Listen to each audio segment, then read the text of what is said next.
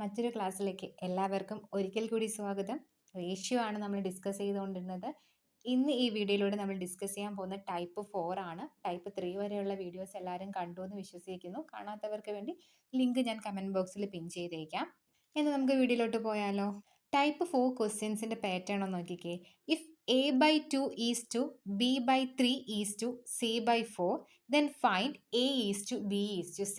കഴിഞ്ഞ ടൈപ്പ് 3 ഒരു റിലേഷനുള്ളൂ, അത് മൾട്ടിപ്ലൈ ചെയ്താണ് നമ്പർ വന്നില്ലേ കോഎഫിഷ്യൻസ്. ഇന്ന് ഇവിടെ എന്താ വന്നിരിക്കുന്നത്?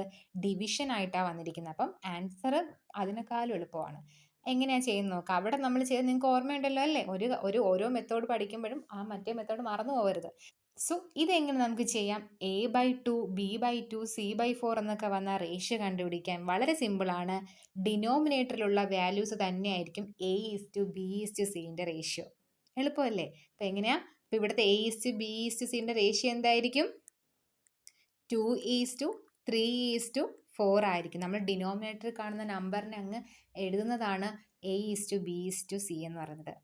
So A/B/C is 2:3:4. അനന്തരം ഒരു ക്വസ്റ്റ്യൻ നോക്കാം. If A/5 is to B/8 is to C/7 then find A is to B is to C. നിങ്ങൾ എല്ലാവരും ഇപ്പോൾ ആൻസർ പറഞ്ഞാണോ? എന്തായിരിക്കും answer? A is to B is to C is equal to 5 is to 8 is to 7. ഇതാ മറ്റൊരു question.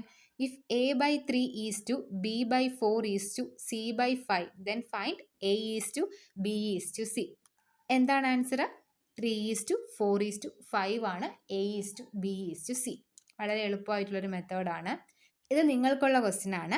A/7 is to B/8 is to C/9 ആണെങ്കിൽ A is to B is to C. എല്ലാവർക്കും ഇപ്പോൾ തന്നെ answer കിട്ടി കാണും.